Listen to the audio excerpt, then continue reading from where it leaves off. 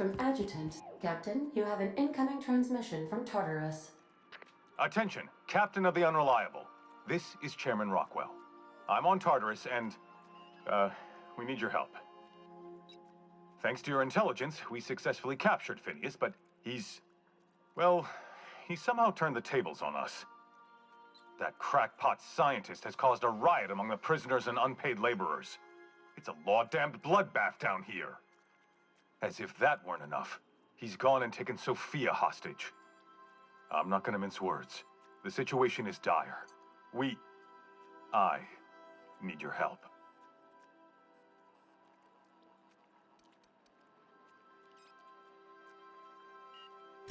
Make haste, Captain. We're losing men by the... Oh, fuck. Fuck! They're at the door! I need to hide. Hurry!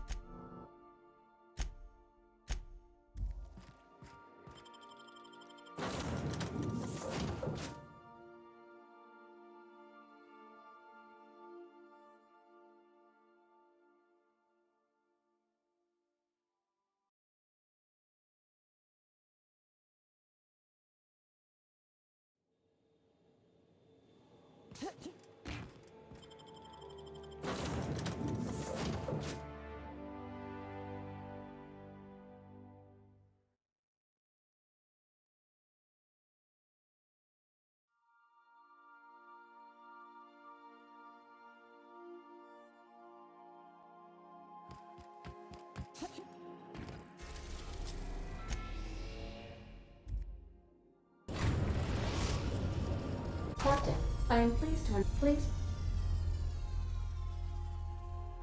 Oh, speak of the devil. You're the backup, right? From Akande? These bloodthirsty sprat bags have no respect for the law. We're pinned down.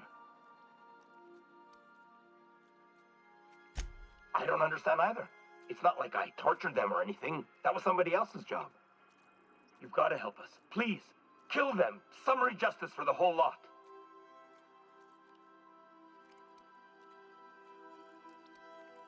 Their biometric ID? I could transmit it, but that'd be against Protocol H927G. If anyone found out, I'd get thrown into a cell right alongside these damn prisoners. I'm never supposed to violate protocol. Never. Stay safe. Got it. Tartarus security out. Hang on. Is that another ship coming in?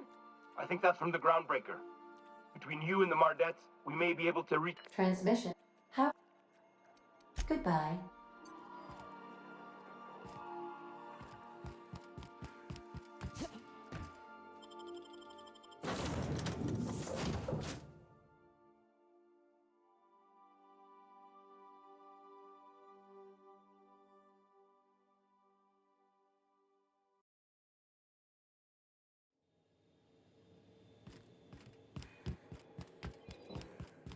The captain did right by us. What was that? Forward for Groundbreaker. Somebody talk. What was that? What was that? Take him down!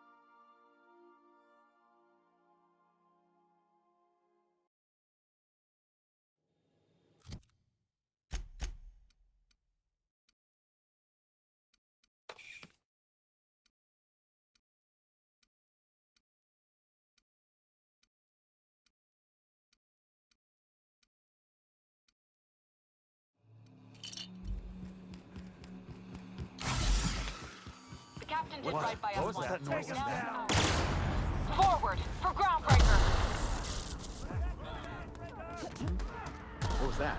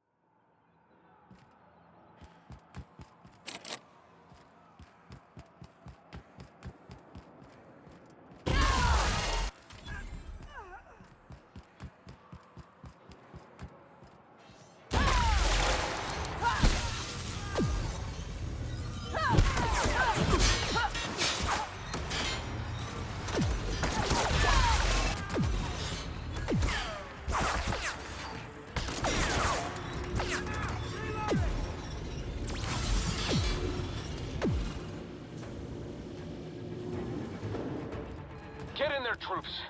For Monarch! For Halcyon!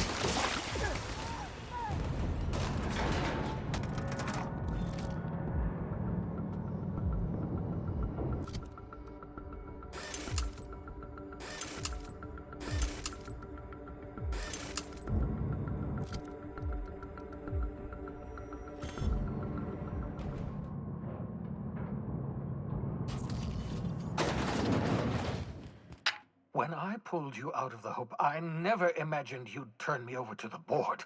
Planting a bug in my terminal? That's low. We could have saved this colony, you know. That was always the plan. I revive you, you do as I say. I tell you to go there, get me this, shoot that, and you do as I say. If you'd just listened to me, we could have rescued everyone on the Hope. We could have been the saviors of Halcyon. But you didn't listen. No one in this damn colony ever listens. What? Oh, is this thing not working? Can you hear me now? Oh, wait a minute. You were mocking me. Unbelievable. You know, I made my plans idiot-proof because I knew you were a certified simpleton, and somehow, against all reason, you found a way to ruin everything. If you think I'm going to admit defeat and throw myself at the mercy of the board, oh, you're wrong. I've still got some fight left in me. I can still bloody your nose. Oh, don't you test me. Don't try to call my bluffs. You have no idea how far I'll go. Don't worry about me. Worry about what I'm willing to do. Oh, I've got nothing to lose. I've got nothing to live for. But I'll tell you what I do have. Oh, I've got a gun. And I've got Adjutant Akande as my hostage. Not bad for an old man, eh?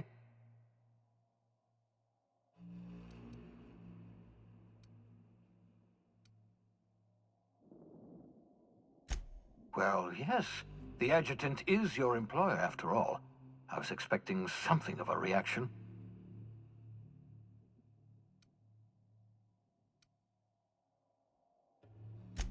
Say what you will, but I can't risk letting you interfere. The only thing worse than Halcyon collapsing is this psychotic monster living to see it happen. If you insist on interfering, I will be forced to kill you, and I don't want that. I've programmed the Labyrinth's mechanical warden to kill you on sight. You were my greatest success.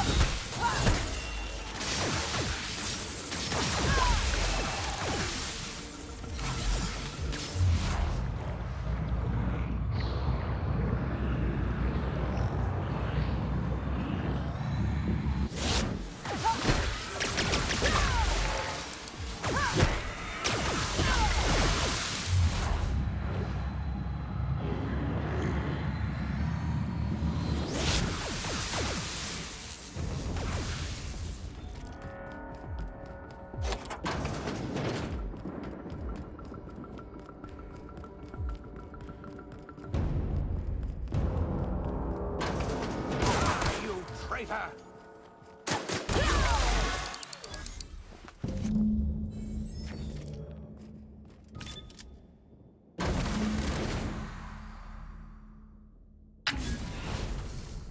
Thank the law you're here. That madman was out of control. You were right to put him down. He was too far gone to be of any use to us. And what about you? You aren't hurt, I hope.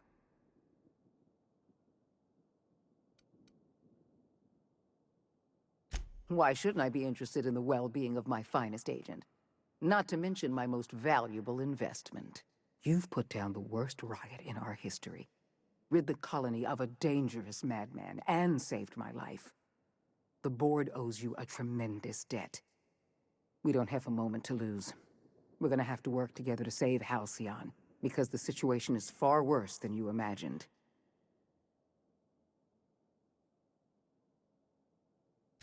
We've lost all contact with Earth. It's been 3 years since we've received a message.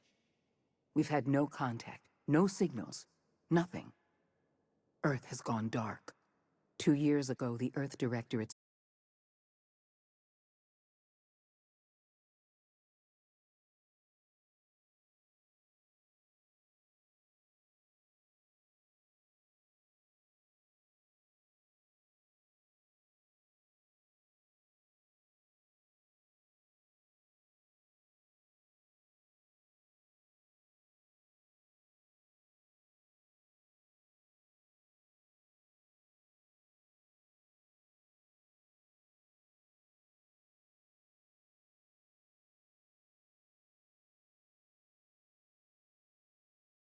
frigate disappeared en route to Earth. We don't know if they ever made it. We don't know if there's an Earth to go back to. We're alone, Captain. That's all I know for certain. Whatever happens to this colony, we're going to have to deal with it on our... I'll answer however I can. Yes, we do have a long road ahead of us. You're the reason I'm still standing here today. The Board will survive because of you. And as the Board goes, so goes Halcyon. It's time we carried out the program. I trust I can count on your support, Captain.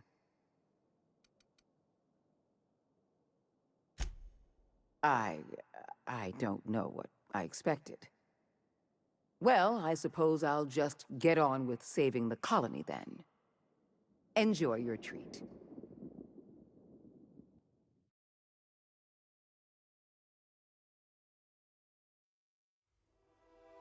The OSI teaches that everything in the universe happens according to the grand plan.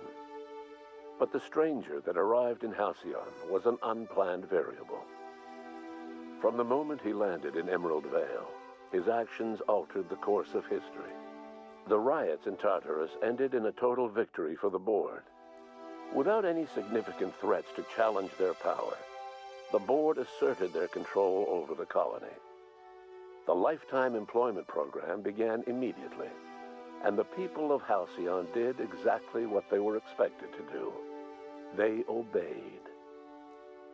Sophia Akande converted the labyrinth from a prison to a processing center. She jettisoned the original colonists out of the Hope and transformed the ship into a massive storage facility. One by one, the workers of Halcyon surrendered themselves to the program. They arrived with their families and their friends, their colleagues and their neighbors, and then, one by one, they marched into their stasis chambers. As the workers of Halcyon slept in their hibernation chambers, their settlements became ghost towns, left behind by the Board to be reclaimed by nature. Only Byzantium remained, a shining beacon of civilization in an otherwise abandoned colony. The people of Byzantium spent the rest of their days gorging themselves on their stockpile of resources. As for the workers of Halcyon, they never felt the effects of the collapse. They never felt anything at all. With the Board shuttering many of its smaller townships, Graham was never able to spread his ideals to Byzantium. On Monarch, however, the iconoclast movement swelled, forming the colony's hotbed of philosophical thought and freedom, a consistent counterpoint to the Board's capitalist regime. Or so they viewed themselves, at least. The Byzantium elite find it endearing that those anarchistic hoopleheads are still allowed to breathe Halcyon air. Consumed by paranoia, Lilia Hagen took Sublight Salvage in a controversial direction, openly accusing Board officials of an extraterrestrial conspiracy. One day, an accident at the Groundbreaker's docking bay silenced her forever. Time would tell if her replacement could keep the Sublight family together. Over the years, the ruins of Edgewater caused irreversible environmental damage to the landscape of Emerald Vale, owing largely to the presence of toxic compounds in the town's building materials. As for Edgewater's former workers, their remains provided a source of nourishment for the region's fauna, leading to an explosion in the sprat population. The collapse of Edgewater left its workers bereft of any purpose in life. Most of them made their way to Adelaide McDevitt's camp, hoping to ingratiate themselves into her favor. Adelaide accepted only a few to her community. The rest were turned away and likely died of starvation. Nevertheless, Adelaide's camp grew into a well-established town. It was only a matter of time before the adjutant sent her troops to wipe out Adelaide's town. Only one deserter escaped the massacre. He was believed to be carrying the last remaining copy of Adelaide's research. The bounty on his head remains unclaimed. While the Groundbreaker remained mechanically stable, the changing times forced Junlei Tennyson to make some difficult calls on behalf of her community. The work of maintaining independence was an uphill climb, and she found herself caving to bad faith compromises with the board. Time will tell if the Groundbreaker can endure. As smaller settlements were swallowed up and their workers drafted into the Lifetime Employment Program, Byzantium continued to thrive. While its citizens lived in decadence and extravagance, a small cadre of scientists worked to solve the nutrition crisis that threatened Halcyon. No one else much noticed the townships that disappeared from the map, or the luxuries that slowly lost their luster year by year. As hard as she tried to drink them away, Nyoka's memories eventually overcame her. Traveling with the crew served as a constant reminder of the family she'd lost, and so she eventually returned to Monarch to get back to what she found most comfortable: the deep end of a bottle and the far end of a trail. Few have seen her since, but travelers often swear they hear her and her machine gun in the night, screaming swears and spitting bullets. Before his untimely death, Captain Alex Hawthorne had plans to restore and modify, for combat purposes, a sanitation and maintenance automechanical that he'd found in a state of disrepair in Emerald Vale's scrapyard. That unit remains broken down and forgotten in the Unreliable supply closet to this day. Minister Clark was released from house arrest, and his contact with you gave him a sense of renewed purpose and vigor. Once it became clear that no help would be coming from Earth, he threw his considerable efforts and talents into helping Halcyon manage the crisis before it. Adjutant Sophia Akande was instrumental in executing the Lifetime Employment Program. While the rest of Byzantium celebrated, Sophia returned to work. She devoted herself to ensuring that Byzantium remained prosperous for many generations to come, and to finding an answer to Earth's silence. With Halcyon's workers suspended in a state of hibernation, starvation and chaos are problems of the past. The Lifetime Employment Program succeeded in its goals, but that success came at a price. The Halcyon of today is nothing at all like the colony of yesteryear. Power remains concentrated in Byzantium, but all the colony's resources serve the lifestyle of the elite, thereby transforming Halcyon into one of the smallest and most exclusive colonies in the system. And what about you, the unplanned variable in the history of Halcyon? After you rescued her in Tartarus, Sophia Akande offered you any reward you could imagine: power, wealth, influence. However, you were more interested in the simple pleasures in life, like the smooth, artificially enhanced flavor of a Rizzo's Purple Berry Munch. Rizzo's Purple Berry Munch, the only snack in Halcyon, officially endorsed by the captain of the Unreliable. No one knows what's happened to Earth, and no one knows what the future has in store for Halcyon. All we know for certain is this: the name of the Unreliable and that of its intrepid captain will remain the subject of countless stories for years to come.